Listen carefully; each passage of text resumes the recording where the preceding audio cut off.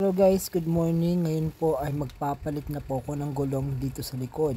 Dahil sobrang matagal na rin po mula nang nabili ko to, ay hindi ko po napalitan pa yung gulong.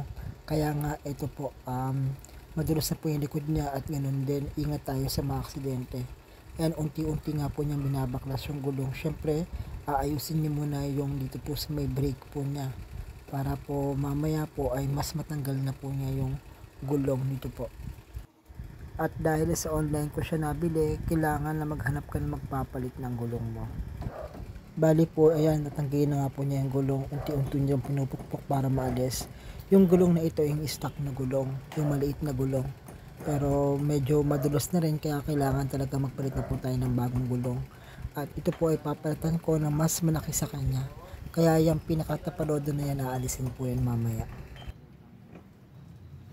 Hello guys, nakita niyo po tanggal na ang gulong pero makalawang na rin po itong pinaka brake din niya.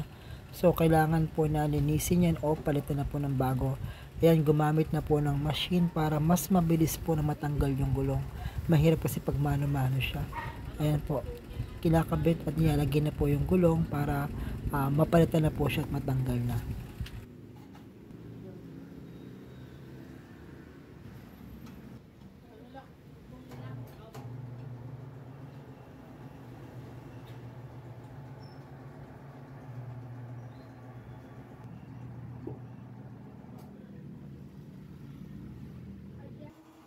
At ayun nga po, yung gulong na nabili ko ay yun po ikakabit na po niya. Pero bago yun, naalis niya muna yung gulong, nilalagyan ng langis at yun din.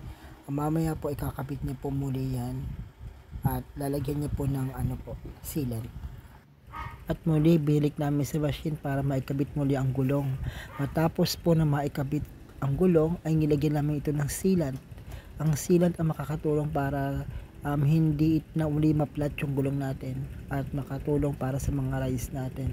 So guys, matapos siyang binombahan niya para mas matigas yung gulong at maya maya po ikakabit na po niya yan. Pero bago yan, pinalinis ko muna yung CVT ko at nagpalit na kami ng bagong brake para mas maayos. Ayan po yung pinagpalitan ng aming tapalodo, hindi na po siya ilalagay dahil medyo malaki na po yung gulong ko.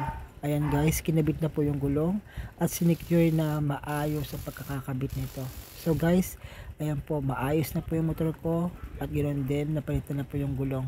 So guys, mabibili niyo po ang gulong kay Gulong na San Pedro. Ayan po ang size 120, 90, 110. Kaya bili na rin kayo. So guys, ayan po, tapos na po ang aking pagpapalit ng gulong. Ramdam ko na mas maayos ang gulong ko, mas komportable ako at mas makapit po siya. Ramdam na ramdam mo talaga yung gulong. So guys, ayan po, palitan nyo na rin po yung gulong ninyo pag alam nyo madulas na rin.